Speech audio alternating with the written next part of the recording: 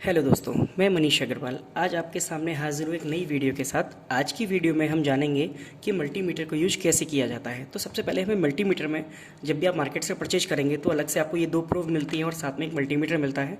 तो सबसे पहले हम इन मल्टीमीटर की प्रूफ को इसमें लगाना सीखेंगे। तो सबसे पहले हमें क्या करना होगा कि जो कॉमन लिखा हुआ है, ये कॉमन रहता है, चाहे आप इस टर्मिनल को यूज करें चाहे आप इस टर्मिनल को यूज करें, दोनों टर्मिनल्स के लिए कॉमन रहता है। तो यहाँ पे आपको कॉमन पे जो ब्लैक प्रूफ आपको मिली हुई है, ये ब्लैक प्रूफ आपको लगानी होगी।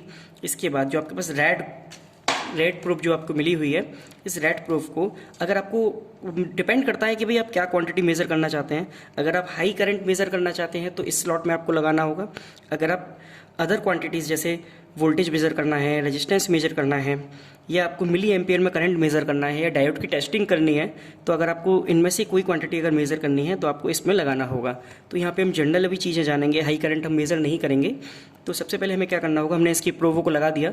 अब ये प्रूफ्स लगाने के बाद अब हम यहाँ पे देखेंगे कि हम इसमें क्या क्या चीज़ें मेज़र कर सकते हैं। तो सबसे पहले आप इसमें देखिए कि यहाँ पे V का साइन बना हुआ है, V के साथ DC का साइन बना हुआ है। तो यहाँ पे आप क्या है, वोल्टेज DC वोल्टेज मेज़र कर सकते हैं। इसके बाद यहाँ पे आप जाएंगे तो यहाँ पे एक V का साइन बना हुआ है, साथ में AC का साइन बना हुआ है। तो यहाँ पर आप 200 से लेकर 600 तक AC वोल्टेज को मेज़र कर सकते हैं। यहाँ पे करंट के लिए दिया हुआ है, तो यहाँ पे आप करंट मेज़र कर सकते हैं। करंट के लिए इसमें अलग अलग क्वांटिटी दी हुई है, 2 मिली एम्पियर है, 20 मिली एम्पियर है, 200 मिली एम्पियर है, 10 एम्पियर है। तो जिस भी रेंज में आपका करंट है आपको आइडिया रहेगा, जिस भी रेंज में आपका करंट है आपको करंट मेज़र करने के लिए आपको इसमें से प्रूफ सेलेक्ट करनी होगी, पॉइंट सेलेक्ट करना होगा। HFE के लिए आपको NPN PNP ट्रांजिस्टर्स की टेस्टिंग के लिए HFE का यूज किया जाता है। यहाँ पे आप इस पे आते हैं, जो साइन साउंड का साइन बना हुआ है ये कंटिन्यूटी चेक करने के लिए होता है, और यहाँ पर ये ओम का साइन बना हुआ है। तो जो ओम का साइन बना हुआ है तो यहाँ पे आपको रेजिस्टेंस मेजर करना होगा। तो सबसे पहले हम रेजिस्टेंस से ही स्टार्ट करेंगे कि रेजिस्टेंस को मेजर कैसे किया जाता है। ठीक है, तो इसके लिए हमें इस प्रूफ को घुमा के 200 पे लाना होगा। तो जैसे ही हम 200 पे लेके आते हैं और मेरे पास एक रेजिस्टेंस है, मैं इस रेजिस्टेंस की वैल्यू चेक करूँगा। देखिए जैसे आपने इसमें लगाया और इसकी जो रेंज आती है 98.1 ओम। अब 98.1 ओम का मतलब है कि ये नियर अबाउट 100 है, और इसमें कुछ टॉलरेंस रहेगा। तो इस टॉलरेंस की वजह से ये जो वैल्यू है वो प्रॉपर 100 नहीं आती है। तो ये एक 100 ओम का रेजिस्टेंस है। इसके बाद मेरे पास एक रेजिस्टेंस और है, मैं इस रेजिस्टेंस को देखता हूँ। अब इसमें क्या है, इसकी जो वैल्यू है 200 तक गई, लेकिन 200 तक जाने के बाद फिर क्या 1 हो गई। तो इसका मतलब क्या है कि मेरे पास जो रेजिस्टेंस है ये एक हाई वैल्यू का रेजिस्टेंस है। तो इसके लिए सबसे पहले हमें इसमें मल्टीमीटर में जो रेजिस्टेंस की टेस्टिंग है इसको थोड़ा सा आगे बढ़ाना होगा। तो मैंने ये 2K कर दिया, यानी 2 किलो ओम कर दिया है। तो मैं अब लगा के देखता हूँ इसको प्रूफ को, तो ये 217 आ रहा है। तो इसका मतलब हो गया ये 220 ओम का रेजिस्टेंस है। अब ये टॉलरेंस की वजह से, टॉलरेंस -5% 10% डिपेंड करती है, मटेरियल के ऊपर डिपेंड करती है कि कौन सा मटेरियल है।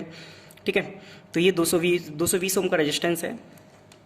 इसके बाद एक और नया रेजिस्टेंस है, इसके बाद देखते हैं। इसकी जो वैल्यू इसकी आ रही है 0.991 ओम। ठीक है, किलो ओम का मतलब हो गया कि ये रेजिस्टेंस 1 किलो ओम के नियर है। ठीक है, तो 1 किलो ओम के नियर है, बाकी का टॉलरेंस की वजह से ये कम आ रहा है। तो ये रेजिस्टेंस हमारा 1 किलो ओम का रेजिस्टेंस है। अब इसके बाद इसी तरीके से आप रेजिस्टेंस की वैल्यू को चेक कर सकते हैं। इसके बाद ये आते हैं हम कंटिन्यूटी चेक करने के लिए। ये जो कंटिन्यूटी चेकर है, तो इससे क्या है, किसी भी वायर की कंटिन्यूटी चेक करते हैं तो आपको एक बीप की आवाज़ सुनाई दे रही है इसमें। ठीक है, तो बीप की आवाज़ का मतलब है कि ये जो वायर है ये सही है, कहीं से भी बीच में ब्रेक नहीं है। अगर इसमें बीप की आवाज़ नहीं आती है तो ये वायर क्या है, ब्रेक है। इसी कंटिन्यूटी चेकर पर ये एक इंडक्टर है, इंडक्टर की भी जो टेस्टिंग होती है इस कंटिन्यूटी चेकिंग पर होती है। तो मेरे पास एक इंडक्टर है, तो मैं देखता हूँ कि क्या ये इंडक्टर ठीक है या बीच में से कहीं ब्रेक है या शॉर्ट। अब बीप सुन पा रहे हैं तो इसका मतलब क्या है, ये इंडक्टर बिल्कुल ठीक है। ठीक है, इसी तरीके से अदर कंपोनेंट्स भी इसमें चेक किए जाते हैं। इसके बाद हम वोल्टेज चेक करते हैं। वोल्टेज के लिए आप देखिए कि यहाँ पे मेरे पास एक 9 वोल्ट की बैटरी है। ठीक है, 9 वोल्ट की DC बैटरी है। तो मैं इसको चेक करता हूँ कि इसमें वोल्टेज है नहीं है। वोल्टेज चेक कैसे करते हैं, तो इसके लिए आप बैटरी को सबसे पहले देखेंगे कि इसमें एक छोटा पॉइंट दिया हुआ और एक बड़ा पॉइंट दिया हुआ है। तो इसमें जो छोटा पॉइंट होता है ये पॉजिटिव पॉइंट होता है, और एक जो बड़ा पॉइंट होता है ये नेगेटिव पॉइंट होता है। ठीक है, तो इसमें आपको पॉजिटिव को पॉजिटिव में और नेगेटिव को नेगेटिव में आप लगाएंगे। लगाने के बाद आप देखेंगे तो इसमें जो आ रहा है 8.89 और ये 20, यहाँ पे हमने जो रेंज सेलेक्ट है वो हमारी 20 वोल्ट सेलेक्ट है, तो यानी ये हमारी 8.89 वोल्ट की बैटरी है, यानी 9 वोल्ट की बैटरी है। थोड़ा आइडियल कुछ नहीं होता, तो जैसे आपने 9 वोल्ट बोला तो प्रॉपर 9 वोल्ट नहीं मिलेगा, थोड़ा बहुत ऊपर नीचे रहता है। ठीक है, तो इसमें जो आपका 8.89 वोल्ट है, तो ये आपकी बैटरी 9 वोल्ट की है। ठीक है, थैंक यू।